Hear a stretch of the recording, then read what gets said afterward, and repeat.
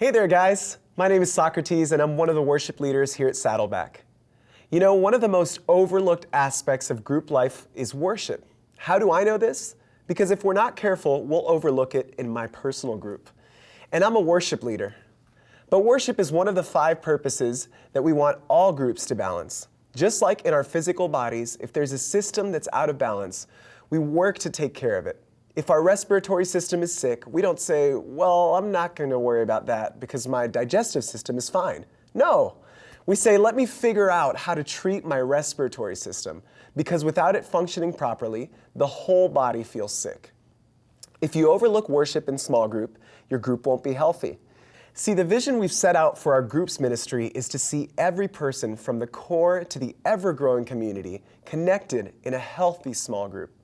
And through this training, we want to give you a few tips that will help you focus on worship so your group can be healthy.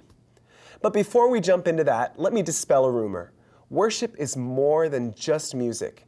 If you think of worship purely in terms of singing and playing music, you've grown short-sighted in your understanding. Music is only a small part of worship. Worship is anything that brings pleasure to God. And in small group, we want to intentionally build the space for people to pause, be still, and experience God.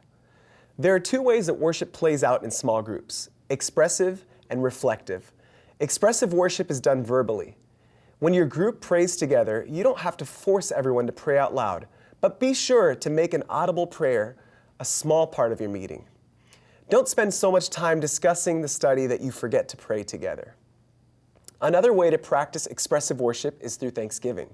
As you give people the chance to share a 1-sentence example of what they're thankful for in life right now, you reorient people's minds and hearts to be thankful, even amidst the difficulties we're all surrounded by. Another way is through music. Maybe you have someone that's a talented musician in your group. Use their gifts. If not, turn on some worship music while you eat together or when you're praying. Finally, you can practice expressive worship by sharing your struggles together as a group.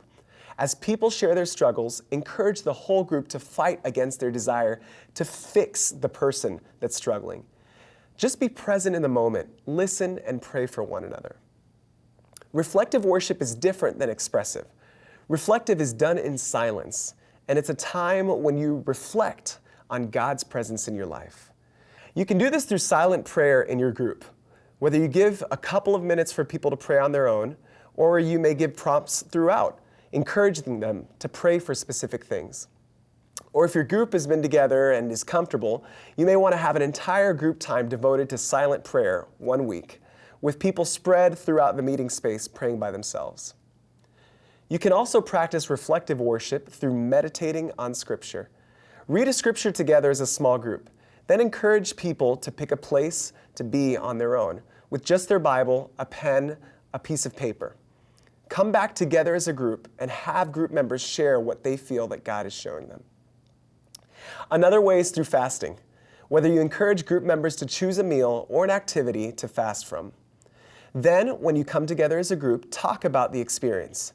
If you want more ideas on how to do this, go to www.smallgroups.net/fasting. Finally, a beautiful way to practice reflective worship is by remembering and repeating God's stories in your group.